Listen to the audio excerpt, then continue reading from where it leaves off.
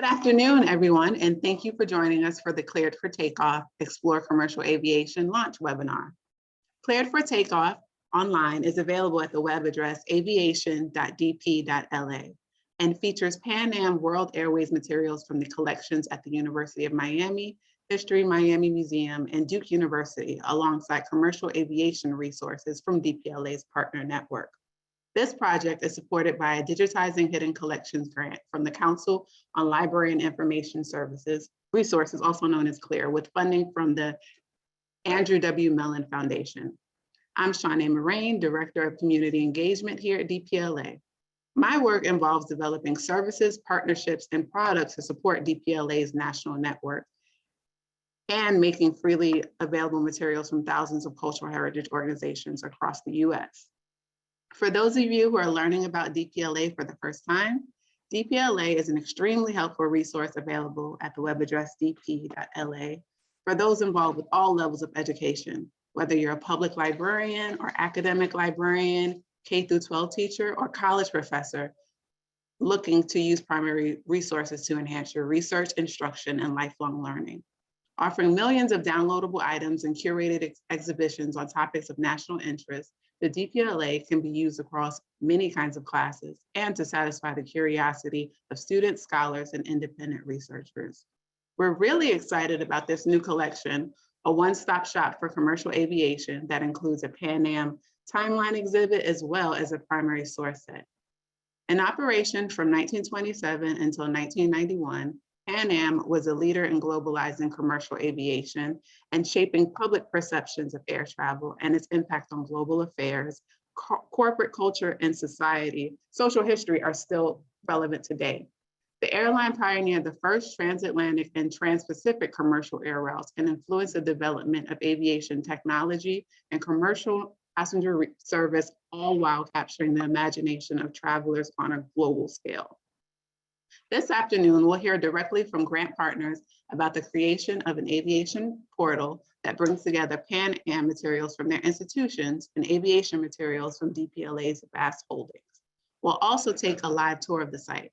Joining us this afternoon are Gabriella Williams, who is a digital projects librarian at University of Miami, Jacqueline Walcolt, Director of the Hartman Center for Sales, Advertising, and Marketing History at Duke University, Josh Larkin Rowley, Hartman Center Reference Archivist at Duke University, Leah Tams, Project Intern and Accessions Coordinator at Duke University, Adriana Mediares, Curator and Object Collections at HistoryMiami Museum, and Scott Williams, Senior Software Engineer at the Digital Public Library of America. We are extremely pleased that grant partners previewed Cleared for Takeoff with two researchers and invited them to join us today to give their impressions of the site, how they personally became acquainted with the fascinating history of Pan Am, and how they share these stories with the world. Please direct any questions to our panelists to the Q&A box accessible at the bottom of your screen.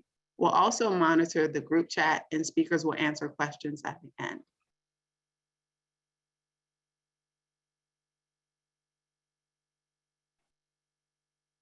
I will turn it over to Gabriella to start us off with the background of the history and a discussion of how some of these resources came to be. Gabriella?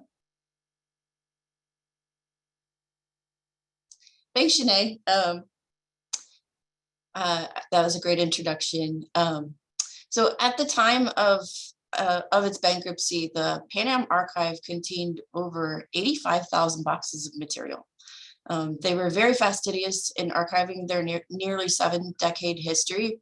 And after Pan Am dissolved in 1991, the University of Miami Special Collections received all the paper, photographic, and audiovisual records. Subsequently, HistoryMiami Museum and the Smithsonian received the cultural artifacts and 3D objects, while other institutions like Duke University had already acquired Pan Am's marketing materials through their acquisition of their advertising accounts, which my colleague Jacqueline is going to discuss in a moment. All of our institutions were experiencing some of the same organizational preservation and discoverability issues that we had been.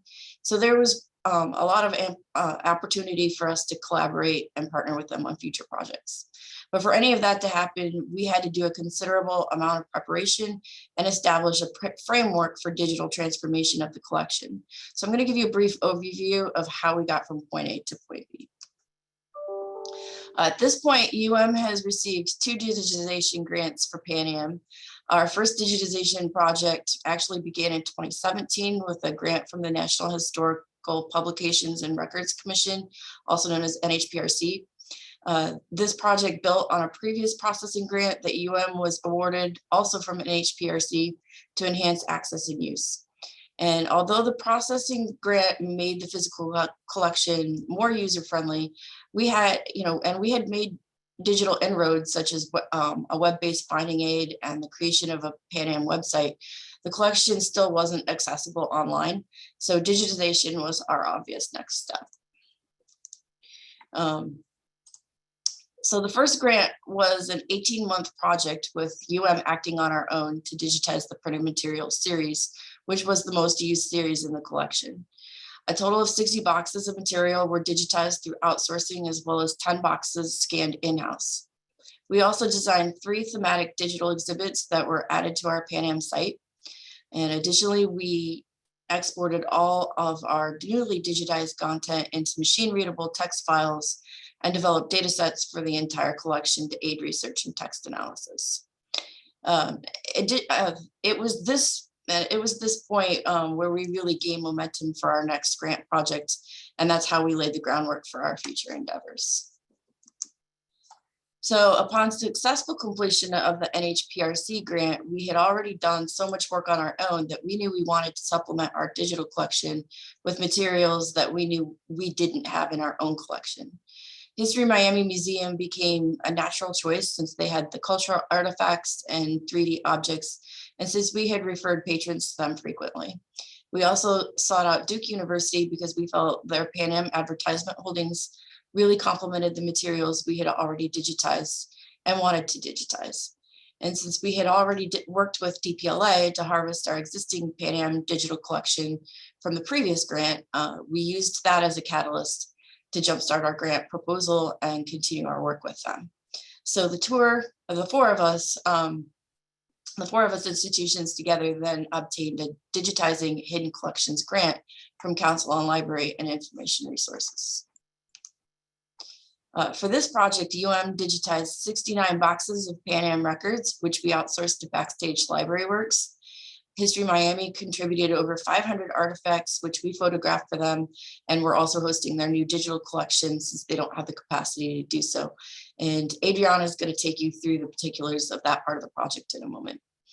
Additionally, Duke contributed over 6,600 advertisements that they digitized, and bringing all 3 of those collections together, we then created an aviation portal in DPLA, along with a digital exhibit, primary source set, and classroom teaching guide for educators. And as I said, my colleagues at Duke are going to take you on a brief tour of all that momentarily. So for the CLIR grant, it's important to note that we had to take a totally different approach to how we scan the records and assign metadata to the digital assets. Unlike the previous grant, UM's materials were all processed at the folder level because they have a mixture of documents, correspondence, reports, photographs, and other items that would have required an excessive amount of time if we had tried to scan the items individually. So in order to save time, we took a more product less process approach and treated each folder as a digital object, using minimal folder level metadata versus describing each discrete item.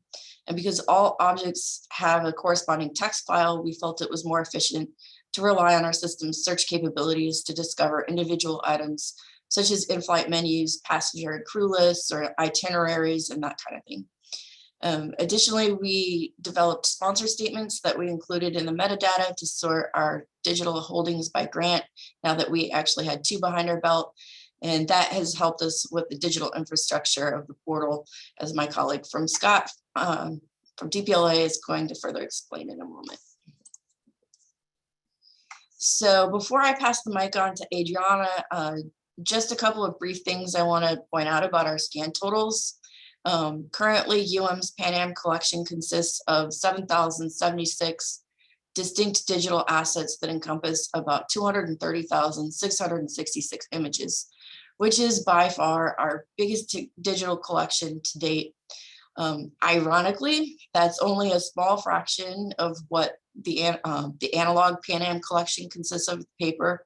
And you know, I don't think I've mentioned yet, we actually have 1,500 linear feet of Pan Am materials. So we really could spend the rest of our careers digitizing the Pan Am collection. But sadly, we don't have the time, the labor, or the funding for that. So that's why we felt it was really important that we bring our digitized Pan Am materials together with as many other aviation materials from as many other institutions as possible in order to provide the most comprehensive research on commercial aviation history as possible for researchers all over the world. So on that note, I'm going to pass it on to Adriana, who's going to talk to you some more about History Miami as part of the project. Thank you, Gabby. Gabby has been at the helm of this project for quite some time, and she's an excellent leader. So thank you very much. So for those of you who don't know us, we are History Miami Museum. We are located in downtown Miami, Florida. We started as an association in 1940 and have operated as a museum since 1962. We are the largest regional history museum in South Florida. Our mission is to safeguard and share Miami stories for communities, individuals, and places found in our city. The museum houses over 20,000 objects that help tell these stories. Next slide, please.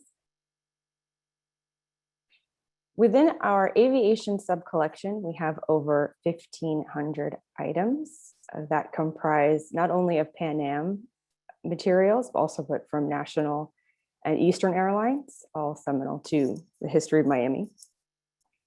As Gabby mentioned before, we were generously donated the Pan Am collection by the Pan Am Historical Foundation, along with the idea that individuals would continue to give materials to the museum, which they have. Very grateful for all those donations. The Pan Am collection contains over 800 cataloged objects. Currently, we're lucky enough to have 3 exhibitions that feature Pan Am.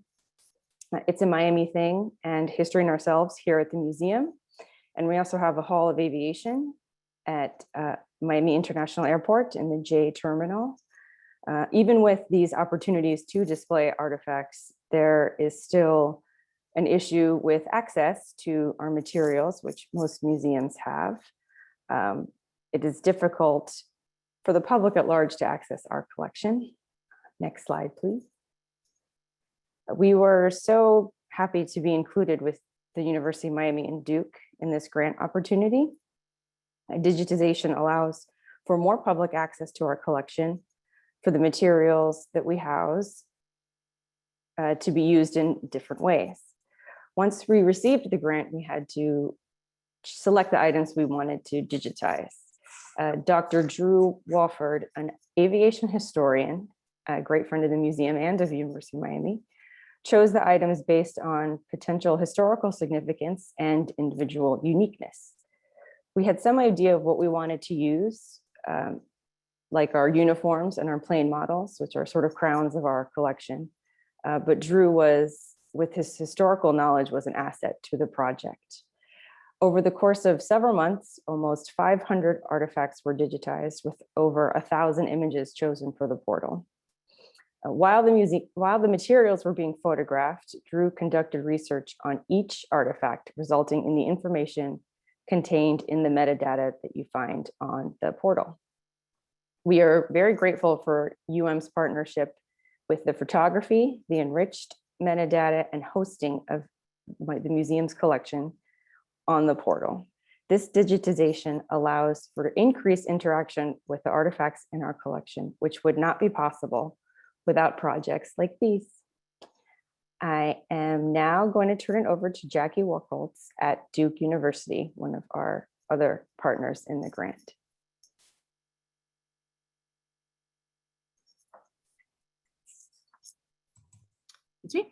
Hello, I'm happy to be here. I am the director of the Hartman Center for Sales, Advertising, and Marketing History at Duke University, which is part of the David M. Rubenstein Rare Book and Manuscript Library.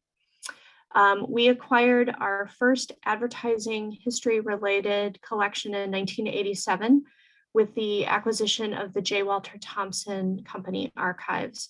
J. Walter Thompson is the largest continually existing ad agency in the world, dating back to 1864. That collection continues to this day to be the largest ad agency archives in the world. When we acquired the collection, it was 2,000 linear feet, and with our partnership with the agency over the last 30 some odd years, we now believe that it exceeds 5,000 linear feet. We established a formal center to document and share the history of advertising, sales, and marketing in 1992 after accumulating a couple of different ad agency archives and deciding that Duke was really going to strive to become a great home and repository for advertising history. We specialize in documenting the history and process of advertising from the industry perspective. That includes ad agencies, trade associations, people who work in advertising in a wide variety of capacities, whether it's copywriters and art directors, or CEOs, media buyers, all sorts of different roles. We also, under the umbrella of advertising history, document some subsets like outdoor advertising, direct marketing, and we are particularly interested in documenting the history and experiences of women and underrepresented populations like African Americans in advertising. Most recently, we've also moved into the business of documenting the consumer movement with the Consumer Reports Archives. Next slide, please. We drew from several primary collections in the Hartman Center. I previously mentioned the J. Walter Thompson Company archives. J. Walter Thompson, as an ad agency, had the Pan Am account from approximately 1942 to 1974. And as Gabriella previously mentioned, we have about 60 boxes of print and magazine and newspaper ads from the Pan Am account with J. Walter Thompson. As well, Wells Rich Green, another ad agency, had the account from 1982 to 1988. We tapped several collections under the umbrella of the J. Walter Thompson Company archives, including domestic ads that were created by US offices for the US market for Pan Am, and then international ads, including quite a few from the Frankfurt office. We also had some ads that were created by Pan Am from other agencies, or filled in a few gaps from our JWT holdings in the competitive ad collection, which is a collection that the ad agency created out of clipped ads to keep track of their clients' competitors for quite a number of decades. The total number of ads included in the DPLA project is 6,619, and they date from 1940 to 1991. Next slide, please. We hired Leah Tams to be our Pan Am CLIR grant intern. She was hired to select the ads based on preset criteria. She created the metadata to describe the selected ads, and she later returned after the ads were digitized by our vendor and helped curate the primary source set and created our Pan Am timeline. Our selection criteria included a few different factors. We have ads of a wide variety of sizes, and anything that was too big for a standard scanner needed to be excluded, unfortunately. We also made the decision to exclude our newspaper ad collection. The newspaper ads are particularly fragile because of the paper that they were included on. So they are very yellowed and very easy to crumble. We were very concerned in general about condition, and we didn't want the scanning process to jeopardize any particularly fragile ads.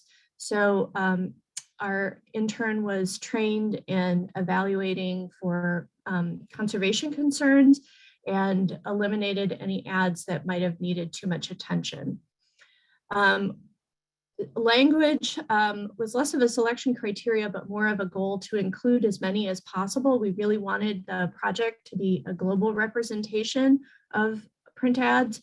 And so there are 15 different languages included in the Pan Am project. After the ads were selected and the metadata was created, we sent our selected ads to Backstage, which was our vendor for the digitization process. Next slide, please. I want to talk briefly about the metadata that we used for our print ads in this project. The Hartman Center has done quite a number of digital projects over the years. As one can imagine, advertising is a really interdisciplinary project or interdisciplinary topic. And we get a wide variety of researchers who are interested in advertising and its influence on society. We have over 70,000 ads digitized at Duke and included in our Duke digital repository managed by the libraries. And we, after doing quite a number of digital projects using advertising, we know that there are certain types of metadata fields that are really necessary for advertising. Everyone wants to know what the date of an ad is, who the company is, what the product is, and we always capture the headline of the ad. But we knew that with Pan Am that this was a special project and that researchers who were interested in Pan Am would be interested potentially in two other key metadata fields that we could capture. And that includes location and also type of aircraft. So in this particular slide, you see a 1946 ad on the right that is advertising their shipping or cargo services via CLIR Express. And they say that you can ship by CLIR Express to 42 lands. In the DPLA and the Duke Digital Repository, we captured the metadata for all those 42 locations and any location that was specifically cited in a print ad. And so on the far left in this slide, you see a list of the locations mentioned in this particular ad. They are all links. And so if a researcher finds this particular ad in the DPLA project or the Duke Digital Portal and sees, oh, look, they have this, they have ads related to Guatemala. They can click on the Guatemala link in the location field and see the results here in the center, where it shows that we have 122 different Pan Am ads that cite Guatemala as a location. And similarly, all the other locations are also highlighted. Next slide, please. Finally, we realized too that being a commercial aviation provider, Pan Am would be an important advertising topic to include aircraft as part of the metadata. And so what you see here on the left is a 1957 ad celebrating the 30th anniversary of the CLIR service. And they have a quiz there showing all these different aircrafts that were used as the Pan Am CLIR over those 30 years. We made sure whenever it was obvious in an ad what the airplane was that was being described or being shown in an image, that we had it described as one of the subjects of the advertisement.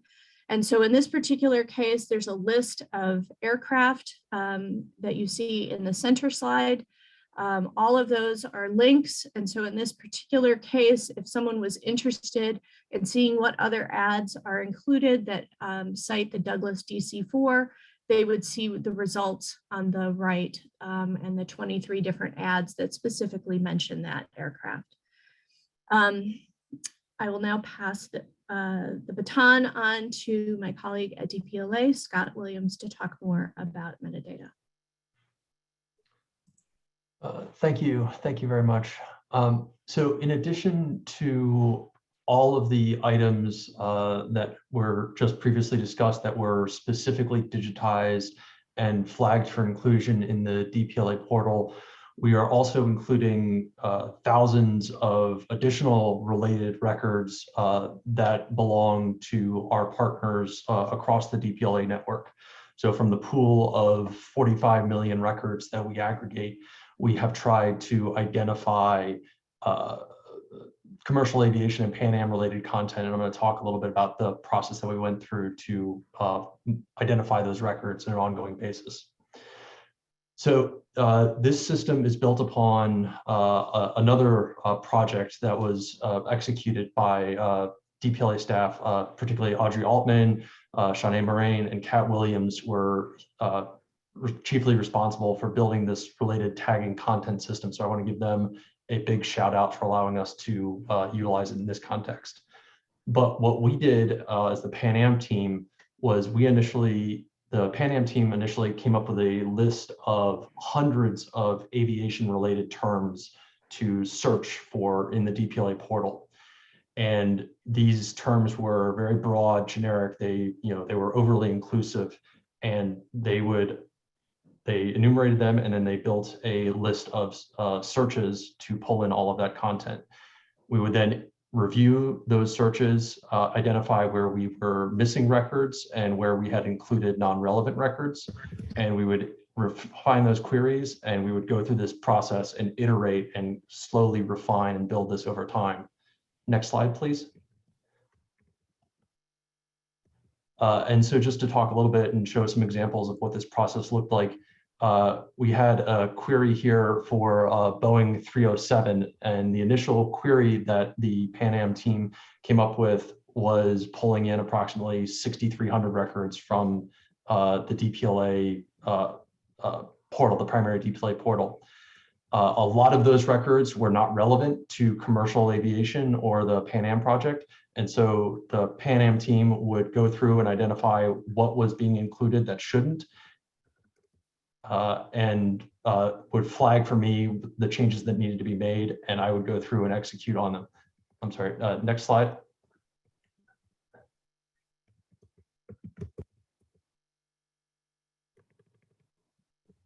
And so in this particular case, with the changes that we made, we were able to winnow that down from 6,000 records down to 17 records that were specifically relevant for the content in this portal. This was a very time-intensive but collaborative process. It took us approximately 4 or 5 months and many iterations to go through all of the queries and make sure that we were pulling in only relevant results. But I think the results were pretty fantastic. Next slide, please. This is just a quick snapshot to show just how comprehensive this tagging system is. We developed more than 350 specific searches to both pull in content and exclude content that we knew that wasn't relevant, particularly records relating to military aviation and other types of aviation that were not specifically related to Pan Am or commercial aviation. And so this is just a small snapshot of that work. I also want to give a specific call out to former members Lauren Capel and Elliot Williams, who are no longer here, but whose work was very instrumental in shaping this work. Next slide, please. And so to show what has this work gotten us? Well, what it allows us to do is to continually refresh the aviation portal with new relevant content from DPLA. And to call out this specific example of a poster from the David Rumsey map collection, this item was not included in the aviation portal when we first set out, or even when the portal was officially launched late last year. It was only added to the portal in the last 2 weeks. So this is because it was new. Like we picked up this new record from the David Rumsey collection. Its title matched one of our queries that this team has developed. And so now you can find this record in the aviation portal. And this is an ongoing process. So every month there will be new relevant records added to the aviation portal over time. So that's every time you come back, you should hopefully find something new and interesting here. Thank you.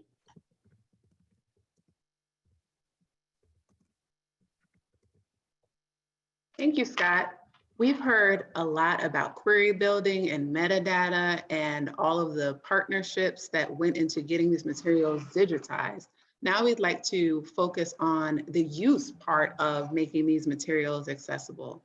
This afternoon, we'll have a short back and forth conversation between myself and two researchers who have really dove into the collection and are Pan Am enthusiasts and researchers themselves who have created all kinds of work and conducted research. So our first speaker this afternoon is Julia Cooke. Julia is a journalist and travel writer whose features and personal essays have been published in Time, Smithsonian, Condé Nast Traveler, and Savior. She is the author of Come Fly the World, the jet age story of the women of Pan Am. The daughter of a former Pan Am executive, Cooke grew up in the Pan Am family, a still strong network across the globe. She lives in Vermont. Julia, can you tell us a bit more about your background? Hi, sorry, muted. Sure, of course, yeah. So first of all, thank you all so much for having me. As you mentioned, my father worked for Pan Am until I was 9, but as a professional journalist and writer, I honestly had not thought that much about the airline until I'd met some of its former employees almost about a decade ago now. That was what inspired me to begin working on my book, Come Fly the World, which is a work of narrative nonfiction, character-driven, equal parts journalism and history. Is everything okay? Okay. So as I began my research, one of the first things that really intrigued me about Pan Am was the way that as a corporation, it wielded influence in so many different worlds so far removed from just aviation, cultural, political, industrial, technological. In the era that I began to look at, for example, from 1958 until the mid-70s, Pan Am pioneered technological advances, helped recently decolonized nations found their own airlines, and consequently began to play a larger role on the world stage. They played a pseudo-governmental role while flying servicemen in and out of Vietnam, cut the ribbon on Pan Am's flagship headquarters, which was the largest office complex in the world then, and later cut the ribbon on the biggest jet in the world. Pan Am founded and then expanded a really glamorous and architecturally important chain of hotels. They broke through the Iron Curtain by beginning flights to Moscow, and the airline intersected over and over and over again with both the American feminist and civil rights movements, sometimes as adversary, sometimes as ally. The list goes on and on and on. I was really interested in what being such a multifaceted corporation made its employees, especially female flight crews, how the women who worked for Pan Am occupied liminal spaces between different realms. When I began to work on my book, I knew I wanted it to be anecdotal and really guided by the interviews that I conducted with former stewardesses. I'm using the word intentionally since all of the women that I interviewed worked in the late 1960s and asked me to use that word. There are a lot of really good academic books about specific pockets of the history, but very few of them really centered the experiences of the women themselves. And it was in their lives and experiences that I thought that these different threads and influences really came together. Among these very different women, one commonality that I saw was the way that they seemed to unite various very contradictory traits, adherence to very stereotypical notions of femininity, while at the same time, they really looked like pioneering feminist trailblazers.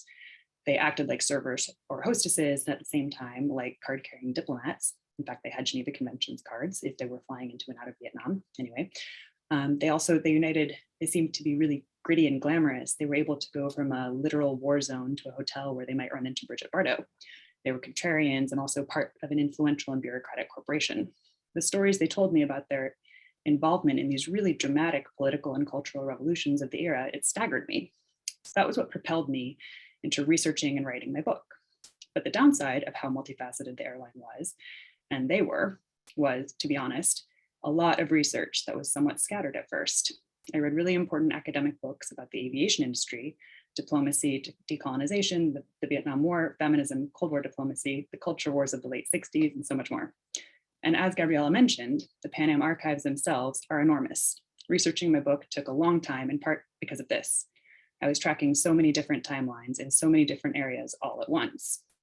If Cleared for Takeoff had existed then, it would have organized my work by a lot. I could have started on a much higher level. So I'm really pleased to see that this portal is taking off now.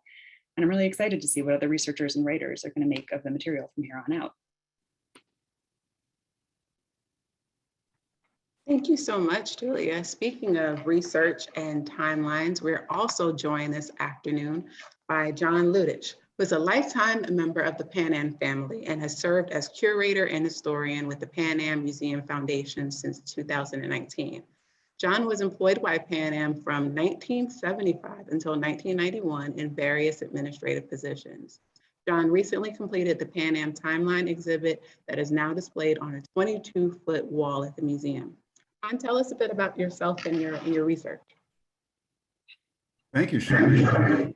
Thank you for the invitation for addressing the group. I've scripted my presentation here, so if you'll forgive my reading. Here goes. If you're not familiar with the Pan Am Museum in New York, it's located in the Cradle of Aviation Museum on Long Island. Founded in 2015 by a group of members of a philanthropic organization of former Pan Am flight attendants called World Wings International. They questioned during a get-together why a museum dedicated to preserving the legacy of Pan Am did not exist. Then they decided a physical presence was needed so people could see and learn the history of Pan Am, as well as create a home for Pan Amers, since creating a new home for Pan Am became more important to Pan Amers following the 2013 demolition of the JFK Worldport. Through the help of corporate sponsorships and personal donations, memberships, and gala events, they raised over $350,000 in 2016, their first full year of operation. Since then, 7 exhibits have been curated, displaying artifacts, photos, posters, and models that reflect the tenor of Pan Am and some of its landmark accomplishments. The museum has greatly extended its reach worldwide with its social media accounts, and the recently added Pan Am podcast program offers first-person interviews and oral histories that are invaluable to spreading the word of Pan Am's legacy. I've been with the Pan Am family all my life, as my mother was an executive secretary from 1943 until 1981, and I worked at Pan Am from 1975 until 1991. And post-Pan Am, I've been a Pan Am Historical Foundation member over 20 years, and now as the Pan Am Museum Foundation curator and historian since 2019. I cut my Pan Am historical research teeth on a project I did for the Historical Foundation 20 years ago with the help of CLIR, Juan Tripp's longtime personal assistant, who had possession of hundreds of photos from the Pan Am archives that dated back to the 1920s. Over the course of over a year, I scanned and captioned the photos with information I got from the books and sources I had available, and created a collection of which I produced a CD that sold over several hundred copies for the Historical Foundation. Needless to say, to this group, it was fun and a privilege to augment my research with periodic visits to Kathleen's apartment in downtown Manhattan and talk with her about Pan Am.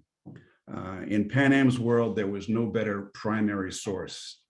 By the way, those photos that I scanned are now archived at the University of Miami with the Richter collection. The timeline slide, oh, it's there, okay. The new timeline at our museum was a labor of love for me during the time of COVID, and will serve as an anchor from which much historical research about Pan Am can originate. It spawned from a public relations list of Pan Am firsts, and from there I filled in the gaps with events and facts from my research from many sources, as well as from consultations from fellow Pan Am historians. The Richter collection was an important resource of information for my research, and also Leah's timeline gave me a couple of events that I had overlooked. Looking forward, I'm creating supplemental text for the timeline that will be accessed by QR codes, making the exhibit dynamic as more information from the latest research is added. Items from the DPLA portal will be linked to the timeline as well, which increases the value of the portal to the general public. Thank you. Thank you, John. Let's launch into some questions. I'll start with Julia first. What opportunities do you think does the Pan Am Commercial Aviation Portal present to researchers, to students, to aviation enthusiasts, and to Pan Am enthusiasts specifically? Well, first of all, it unites all of these different timelines in one place. So you can really see how each one is influencing the other in real time.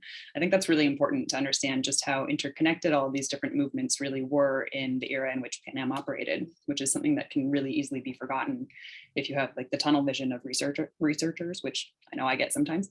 I also walked away from my research really convinced that probably 5 or 6 more really good books need to be written about both Pan Am's operation in the middle of the 20th century, but also commercial aviation in general. And so I'm really excited to see what comes out of all of this. Thank you, Julia. John, a question for you. What sorts of surprises did you discover while conducting research related to Pan Am? Do you have any particularly good stories to pass on related to your research? And after John, Julia, can you answer that for us as well? Well, the surprise I explained about the scanning project, we came across a series of photos of the Boeing 307 Stratoliner surrounded by a big crowd, and we didn't know the origin of it. And then Kathleen and I saw a SCADA, which was the airline of Colombia, which is now Avianca, but there was a sign on a hangar, and we immediately knew that this was photographs of the inaugural flight from Miami in 1940. And it was very historically significant because SCADA was secretly a Pan Am subsidiary. And when it was discovered, the US government told Juan Tripp to fire all of the German nationals who worked for SCADA because of the national security risks. And that plane was filled with Pan Am employees to replace those German employees. So that was a big surprise for me. So I was really shocked when I began interviewing a lot of these women who had worked on Pan Am in especially the 60s and 70s, at the degree to which they were really intimately involved in the operations of the Vietnam War. American servicemen were flown in and out of Vietnam on commercial airlines. A number of different airlines had contracts with the Department of Defense, but Pan Am had a huge share of them. So these women who had really been vetted and in the public imagination were really all pigeonholed as really glamorous and exciting and beautiful, which they were also incredibly subjected to very, very really horrific aspects of the war.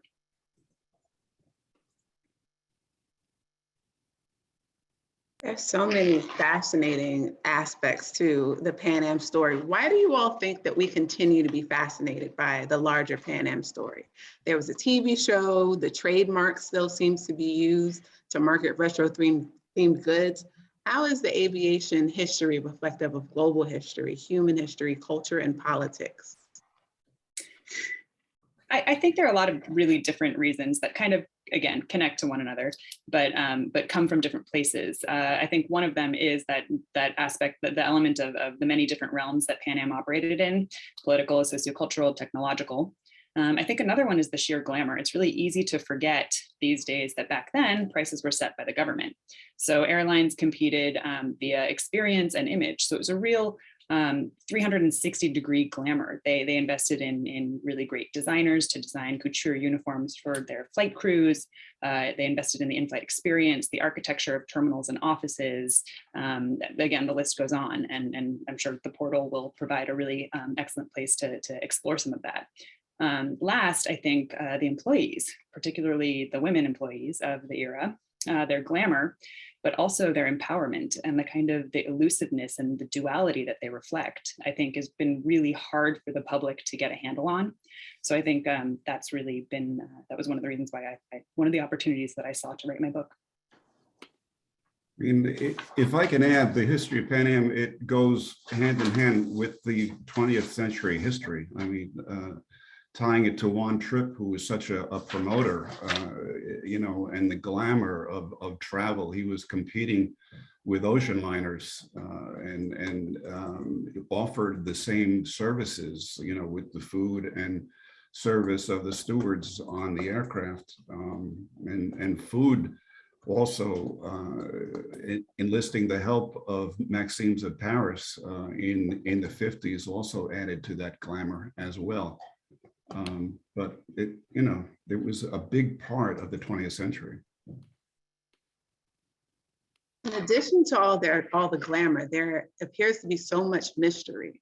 What sort of Pan Am stories are missing from the historic record? What books are still to be written?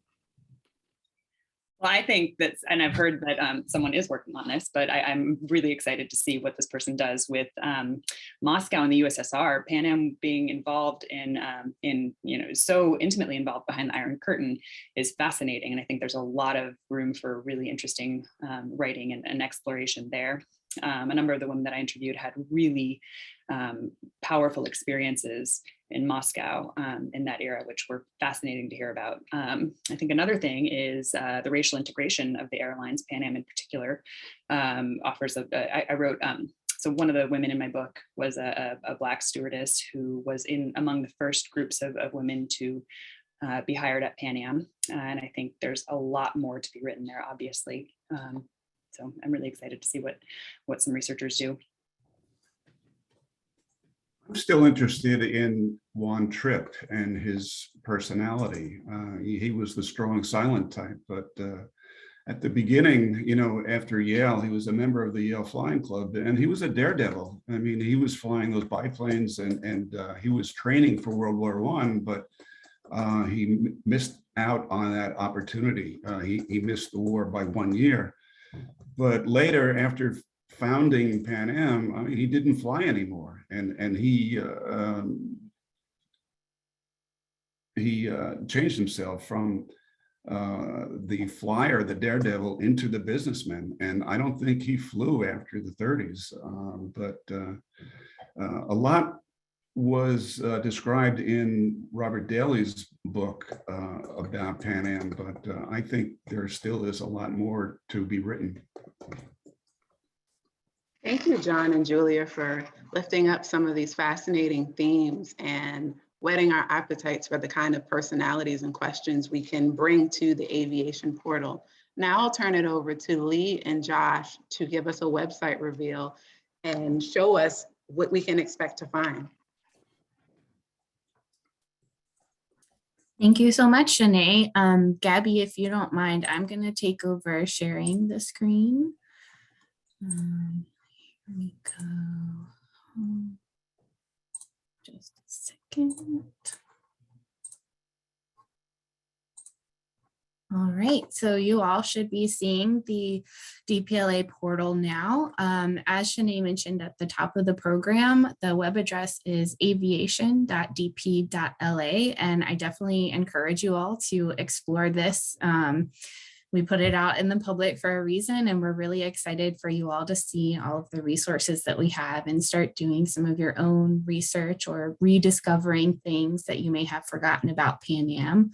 I'm going to be hitting 3 major highlights on this short flight, if you will, through the portals. I'm going to show you the portal proper, and then I'm also going to show you the interactive timeline that I created that's available online that John mentioned, which is kind of a complement to the museum's timeline. And then I'll be turning it over to my colleague, Josh, for going over the primary source set that also accompanies this portal. So for the portal proper, it's set up, it's a website. I just want to point out that the navigation menu is up here. Then another main part of the portal is the search bar, and then also these suggested topics. So between the suggested topics, the search bar, and the menu bar, I think it really gives you a few different ways to sort of enter and explore the portal depending on what you're interested in. So for instance, you could just say, oh, I'm interested in pilots and flight attendants. So you would click on this suggested topic link. and see that there are almost 4,000 results that are related to pilots and flight attendants. And you can see where they're from and do some more filters. So there's a lot of faceted searching and filtering that's available. So this is sort of how can I use it is about like copyright and reuse type. So maybe you're only interested in moving images or videos. You can filter by date. You could also filter by location, language, collection, or contributing institution. Likewise, going off of contributing institution, one of the options at the top of the menu is browsing by partner. And browsing by partner, I think, can be really interesting if you're wanting to see what a particular institution has contributed to the portal, what's being drawn in by all of the queries that Scott was talking about earlier that DPLA and other people spent months building to try to pull in as much aviation related material as possible. So for instance, if you wanted to see what Duke had contributed, I'm biased, so I will choose Duke. You will see that we have a lot of what's getting pulled in is the advertisements. But there's more than the 6,000 that we contributed for this project. So again, the queries at work are really showing that it's pulling in material from Duke that is aviation related that wasn't necessarily scanned in this particular project. So the queries are really powerful and I think really show how great the portal is at pulling together all of these disparate resources and putting them in one place that's accessible for people. And then finally, of course, there's this free text searching. So for instance, like Julia mentioned, she's really wanting someone to write a history about Moscow and Pan Am's involvement there. So I could just search Moscow and get over 200 results for items related to it. So these are really, again, the free text searching is also really powerful because it goes through the metadata as well. So the description or the descriptive information that's there for each of the items. And then I also did want to show one important thing about the portal, and particularly as it relates to University of Miami's materials. Let's say we're interested in this Aeroflot inaugural jet service. So once you view an item in the DPLA portal, you are shown a thumbnail of it. And you also see the description and the other information that goes along with it. What's really important is this view full item link, because that will take you to basically the fullest version of the item. And so it's important, especially for University of Miami and their folder level digitization, because as you can see, there are multiple pages, actually hundreds, if there's 10 pages and 16, so 160 pages or so to this item. So the portal is really a nice entryway to getting you to the institution where you can do some more in-depth exploration of the different resources available. The final thing that I wanted to point out about the portal proper, so to speak, is that there's this really great feature in DPLA where you can add items to a list. So as you're searching, going through and finding items that interest you, whether it's on the same topic or different topics, you can choose to add the item to a list and then access that so that all of the primary sources or materials that you're interested in are being collected in one place for you on the DPLA portal. And so accompanying the portal, obviously there is a lot of really great resources here, but one of the things that we really wanted to do was put all of these resources, especially the ones from Duke, Miami, and HistoryMiami, sort of into context with each other in a more discrete and digestible way, and also put them into conversation with each other, basically exhibiting some of the materials and talking about their significance. And we decided that the best way, perhaps in the most engaging way to do that, would be through an interactive timeline. So the timeline is linked here in the menu, Pan Am timeline, and you should be brought to this interactive timeline interface. It's built on an application called Timeline.js. And the timeline is really cool because I think it, like the portal, it offers you a few different ways to explore and look at the materials. So you can just choose the arrows and navigate through the timeline that way. And because it is a timeline, it starts at the beginning and goes chronologically forward. You can also just pick one of the tiles and click on there. So maybe we're interested in seeing when transatlantic mail service begins. And each of the sort of events features one or more of the items from Duke Miami or History Miami. And finally, you can also just navigate by dragging the timeline. So we could go all the way to the end and, you know, say Pan Am ceases its operations. And this is when Pan Am is acquired by Delta. So we can see in this advertisement that Pan Am and Delta are together now. So I definitely encourage you all to go and explore using this timeline. I think it's a really neat resource, and it's nice that it's accessible online. And along with the timeline, the other resource that we wanted to have to accompany the DPLA portal was the primary source set, or the PSS. So I'm going to turn the mic over to my colleague Josh, and he will talk with you about the primary source set. Thanks, Leah. I was introduced earlier, but I'll do so again really quickly. My name is Joshua Larkin Rowley. I am the reference archivist for the Hartman Center for Sales, Advertising, and Marketing History at Duke.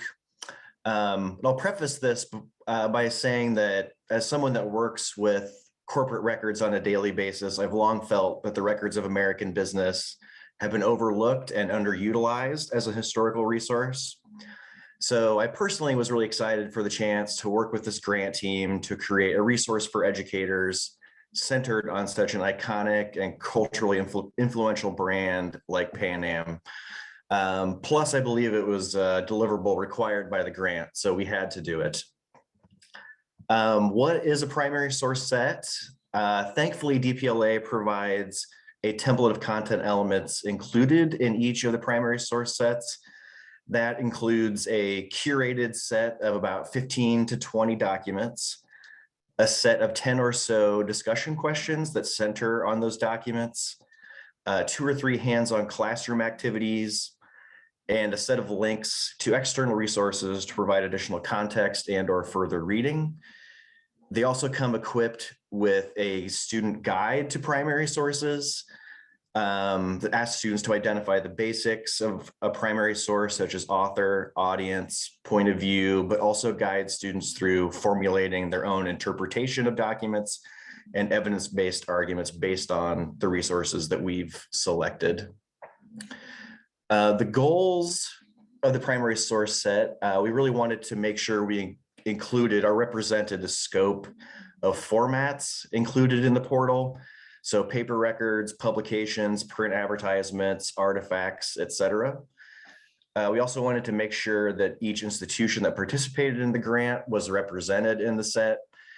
And of course, we wanted to create a set of questions and classroom activities that would actually engage students with the concept of change over time through the lens of Pan Am's corporate life. Challenges, there were a few. How do we cover the entirety of Pan Am's history in 20 items and 10 questions?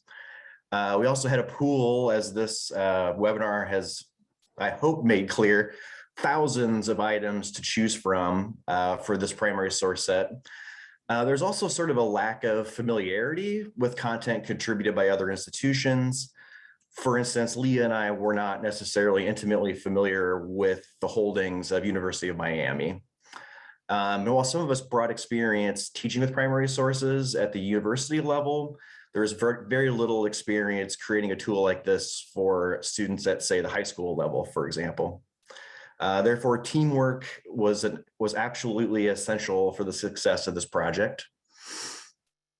We decided very early on to limit the scope of this PSS to focus on Pan Am's post-war period. Focusing on this period would allow us to draw attention to some really engaging topics such as globalization, shifting gender roles and expectations, technological change, and changing relationships between labor and capital. Additionally, a vast majority of the Hartman Center's contributions to this grant or to this portal are from the post-war period.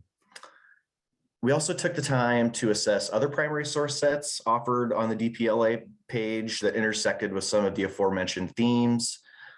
Based on that assessment and our own experience teaching with primary sources, we felt the strongest questions were those that asked students to engage with multiple items simultaneously, comparing and contrasting similarities, differences, and connecting them or placing them within a historical context. We also had Tina Menendez, who is Director of Education at HistoryMiami. She very kindly and generously offered her time to review a late draft of our PSS questions and classroom activities and provided some very thoughtful feedback that did help us improve the work that we'd already done up to that point. Overall, I think that this was a success, and I really hope that any educators on this call or in this webinar really take advantage of these resources. And that's it. I think we're all happy to have our names attached to this resource. So with that, I'll pass this back to Shanae. Thank you, Josh. And I will pass it back to Scott and Gabriella to do our Q&A. There are some really fascinating questions in our Q&A box and also in the chat.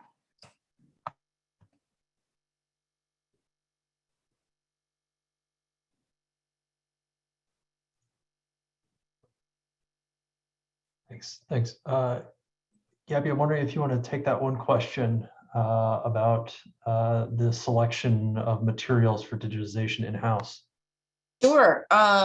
So the question is, why did you elect initially to digitize about 1/6 of the materials in-house? And did you select particularly sensitive or difficult to image materials to digitize in-house, or were they selected on other criteria? So the reason that we ended up doing some of this stuff in-house, that was not, okay. Most of the things that we did in-house was part of the original grant from NHPRC. That stuff was sort of, that's why if you noticed in my slides, I put bonus material.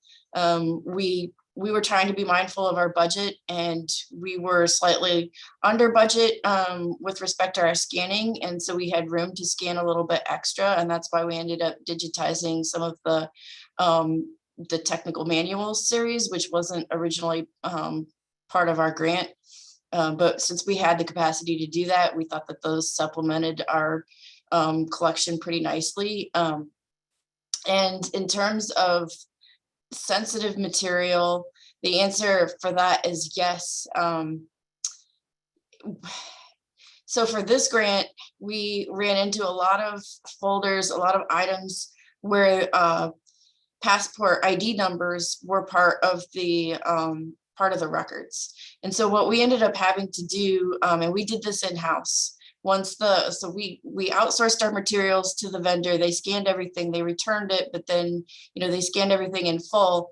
And so what we did was we went through those folders where those passport numbers were found, and then we redacted those from the digital assets. So anything that you see online, you shouldn't see a passport number. And even though those passport numbers are literally decades old at this point, we felt that those were just too sensitive to, too private, and we didn't want to jeopardize somebody's privacy. So we redacted those in-house. And anything, we also, for this grant, anything that was oversized, we had some oversized materials. So anything that was, we had a large route maps, for instance, that were, we could more easily do and for cheaper than our, so we did those with our large format scanner, and we did vendor corrections as well.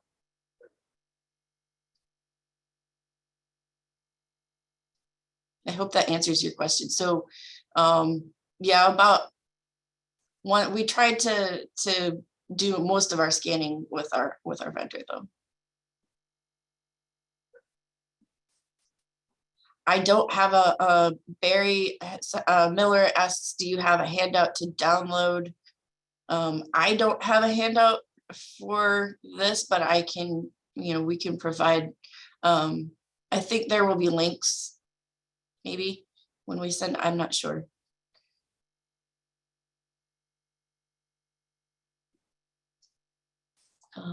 Here's another one. How can extant PAA material that is not currently in this collection, hard copy to be digitized, best be formatted and coded for inclusion to this multi-institutional effort? Who among your team would be the best contact for discussion of such technical questions?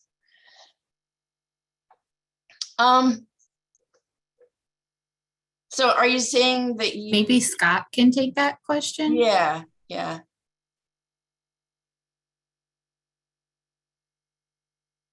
I think so. The way that this would work is the way that the material is kind of automatically added to this portal. If material that all pulls from the existing DPLA network. So if there is a contributing institution in one of our state partners or in one of our hub partners who is working on digitizing some related material, that will kind of naturally flow into the records that we collect as the Digital Public Library of America, and will then hopefully be tagged and automatically included. If there's a scenario where a partner has specifically digitized some additional material that they would have expected to flow through to the portal, but it's not, that's a problem that we can solve on a kind of case-by-case basis of looking at how they've cataloged that material and why our existing set of queries is not hitting on it and automatically tagging it for inclusion. And so that can be an ongoing process, but it really depends on the metadata that was included, and then trying to identify that gap when we find that those records are missing. I hope that addressed your question. But if you do want to get in contact with us, our kind of generic email address would be tech@dp.la, but I'll put that in chat as well for folks that want to get in touch with us about some of those more technical questions for tagging or anything related to the portal. Scott, it's safe to say that already in the portal, there is material that was previously uploaded into DPLA from other institutions that isn't from Miami or Duke or HistoryMiami, but that got coded for commercial aviation and therefore was included already. So yeah, the project is intended, was launched with Pan Am content, but it is intended to be a portal for commercial aviation related collections overall. So if other institutions have that content and want to include it in DPLA, it can be highlighted there.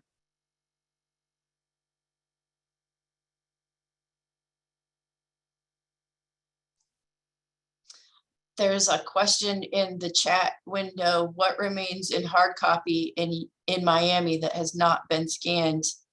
The short answer to that is a lot.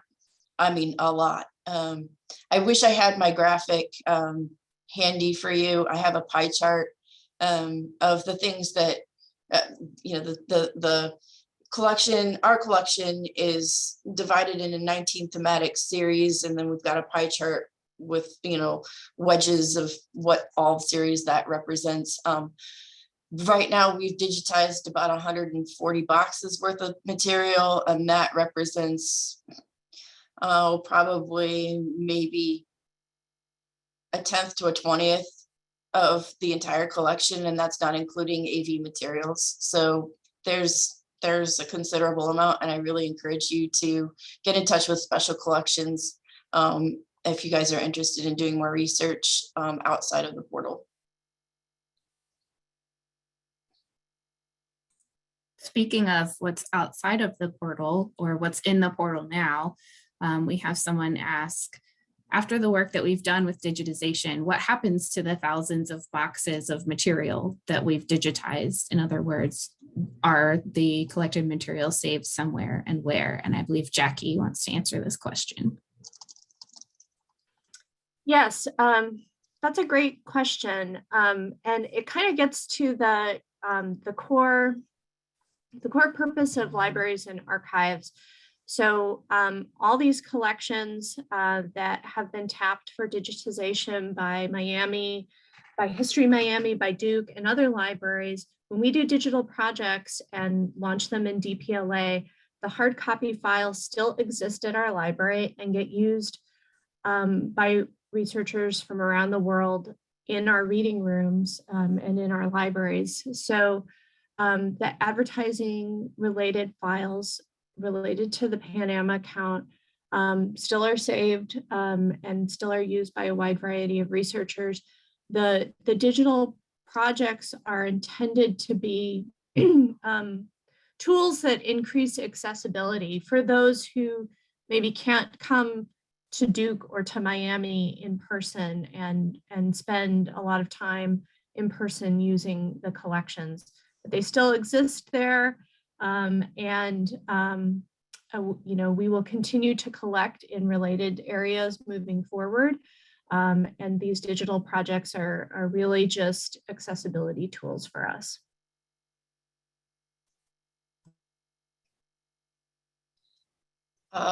Here's a question. After the work you've done with digitization, what happens to the thousands of boxes you mentioned? In other words, are all the original collected materials saved somewhere and where? The answer to that for us is that we kept all of those records, and I think you're going to want to, as you're discovering digital content, either through proper or through the portal. When you look at those records, you're going to want to make sure that you look in the metadata. We've included public notes. There were some things that we could not digitize because of copyright issues. There were a lot of newspaper clippings, for example, that were still under copyright, and various other articles and things like that we couldn't do. And so we set those aside in the folder, and they were not digitized. And what we did was to attach a note in the metadata that says not all of this folder was digitized, and to contact Special Collections to see the original materials. And even if everything was actually scanned in that record, which most of those records were, you would still probably want to contact Special Collections maybe to see the original items. If there's something that in there that catches your eye, you might want to actually view the original item, and for that you can still contact us and check those out in our reading room.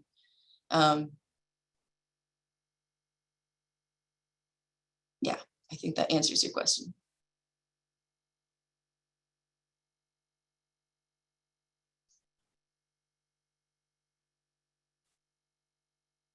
Somebody's asking about donations. Contact Special Collections.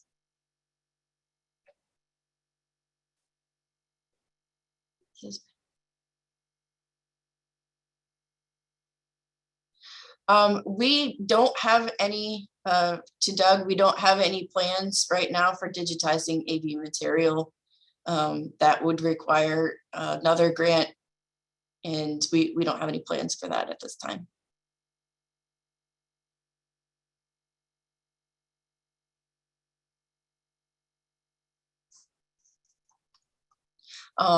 I'm going to share my screen real quick because I do want to. Do we have any other questions? We've got about 15 minutes left. There was one question there from Alice. I'll read the question out loud, and then maybe you want to take it, Gabby. At what point did any of you decide to get some professional assistance with, or get some professional assist with backside assistance from Creekside Digital? How much did all of this cost?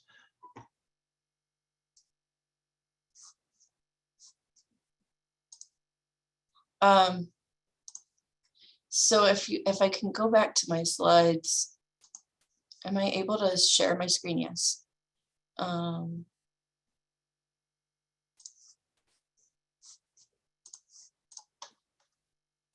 going back up to. So the cost of digitization, I mean, our NHPRC grant, we were awarded 136,410, and with our CLIR grant, it was 275,786. So with the overwhelming majority of that, I mean, a good considerable part of that, I don't want to say the majority, but a significant portion of both of those grants went towards outsourcing the digitization. I don't have my records handy, so I can't tell you exact amounts at this time, but yeah, that was cool. Should answer that question fairly.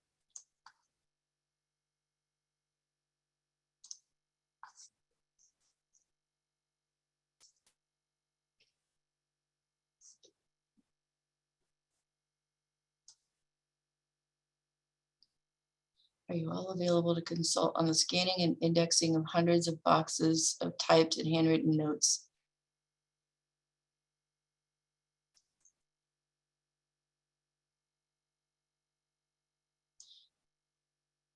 I'm going to put my my email address in the chat window, and you can contact me about that.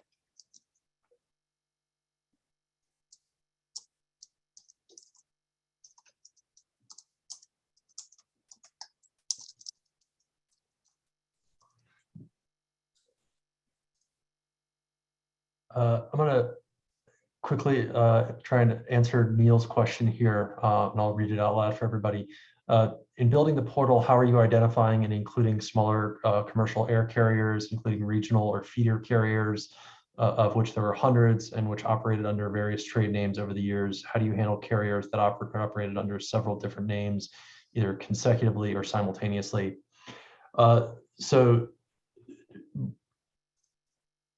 when building those queries for trying to identify related content, that actually represents like a large chunk of the queries. A large number of the queries are specifically dedicated to searching multiple name forms, different spellings, different versions, different abbreviations, looking in specific fields where we would expect those values to live.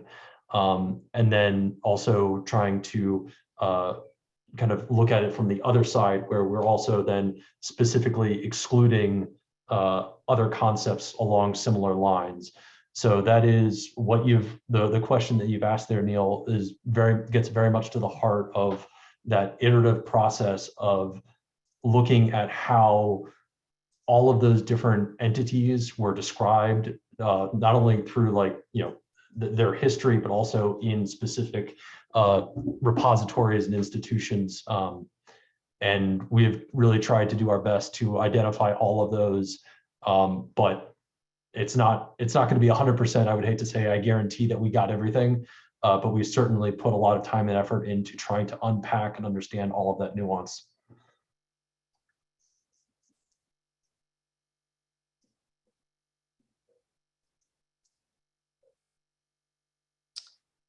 We have another question that I think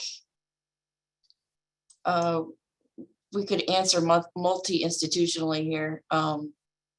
So I'll let Duke University,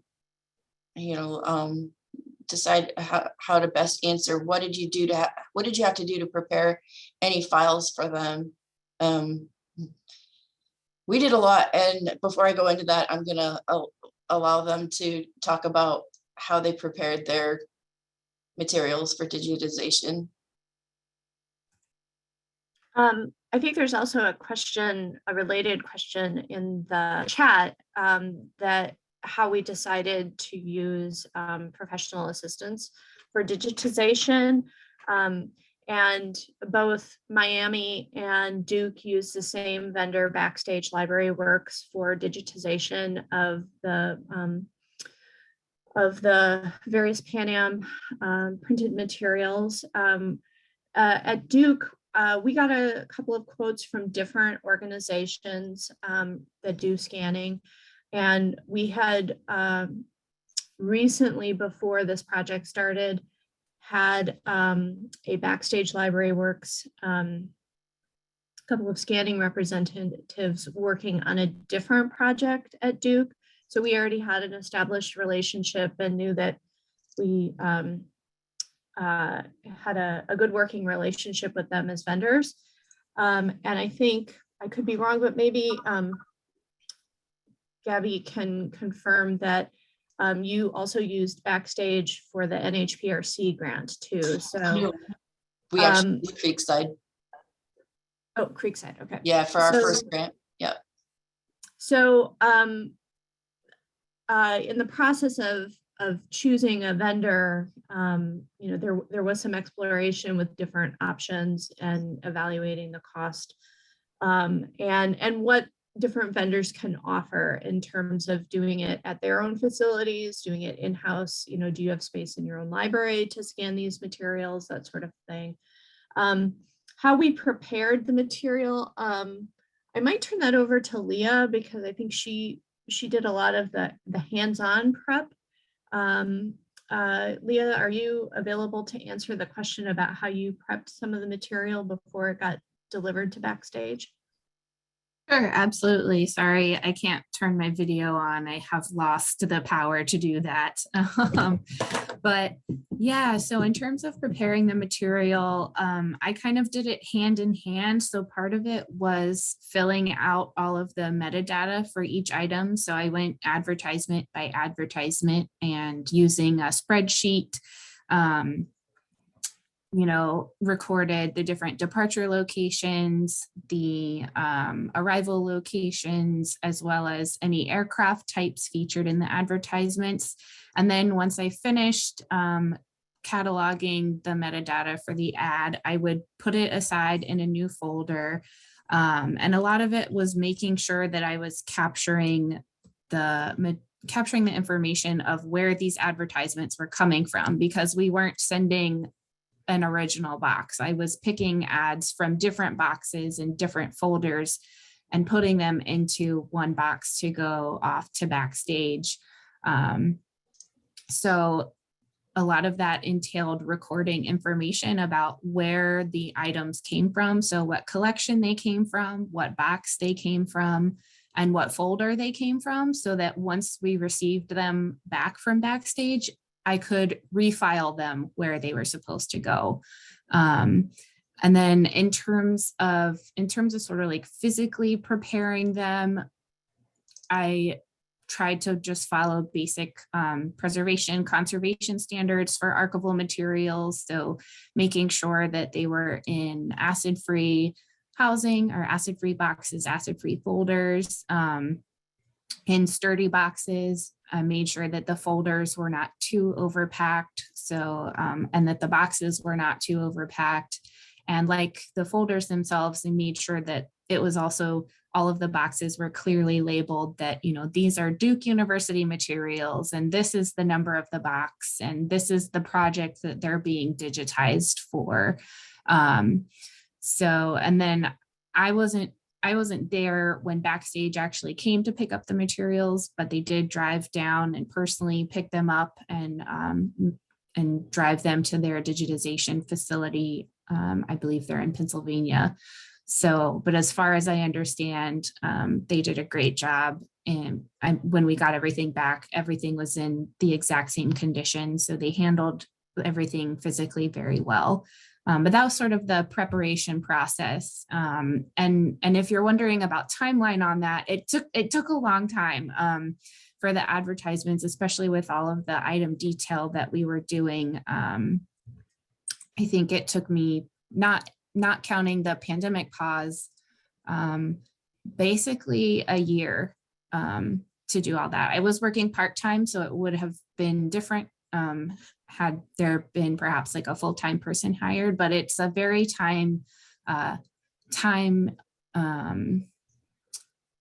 I'm losing the words here. It's a very time-consuming, that's it, time-consuming process. I want to chime in there too, because we did a lot of the same things in terms of physical prep. And for our records, you know, we had so many things that were old and fragile and required a lot of TLC. In some cases, we had to prepare, we had to send it down to our preservation lab before we could even digitize it, because and in a couple of cases, we just couldn't digitize it at all because it was just way too fragile. So we had to set it aside. Those were very few and far between, luckily, because our records are pretty well preserved. But we still had, here's an example. These are like, here's just a tiny little portion of all of the staples and fasteners and binders and things that I had to pull from the records in order to get them in scanning to be scannable. And this is just a tiny fraction of, you know, what was there, but you can see that there's thousands of, you know, staples and fasteners that were included, you know, just in that little bit, bitty bit. And then what we did once we had everything prepared physically, we had to pack it up, and we used, I don't think Duke did, but we used Bonsai Fine Arts to transport our materials to and from the scanner. They're very, very good, and they take excellent care of the materials while they're in transit. And so what we did was we palletized, we shipped out, for the first grant, we shipped out in 3 batches. And for the second grant, we shipped out in 2 batches. And here's just an example of the things going out the door to this is Bonsai Fine Arts loading our materials to for shipment to the vendor. And we did, so that this is just one shipment of 2 pallets worth of materials. So there's quite a bit that we did to physically prepare those materials before they went out. And then we also, within the folders, we had to, you know, use like, we had to use like paper tags on acid-free paper to, you know, mark things that we didn't want to scan or couldn't scan, or needed special instructions for things that were in-house. And it looks like we're down to the final 2 minutes. So I just want to thank everybody for showing up, and a huge, huge thank you to Council on Library and Information Resources and to Backstage Library Works. I would also be remiss if I didn't mention NHPRC and Creekside for our other grants. You guys were, and none of these projects would have been possible without their help and their sponsorship. And I also want to thank members from our team here at UM. A huge shout out to Veronica Cabrera and John Hay and members of the Digital Production Lab who worked on this. Their work was absolutely invaluable, and they did all of the photography for HistoryMiami Museum as well. So we could not have done this project without you. And also a huge shout out to our creative team who did our promotions, our communications and flyers. So I don't know if anybody else wants to chime in with Jackie or Adriana.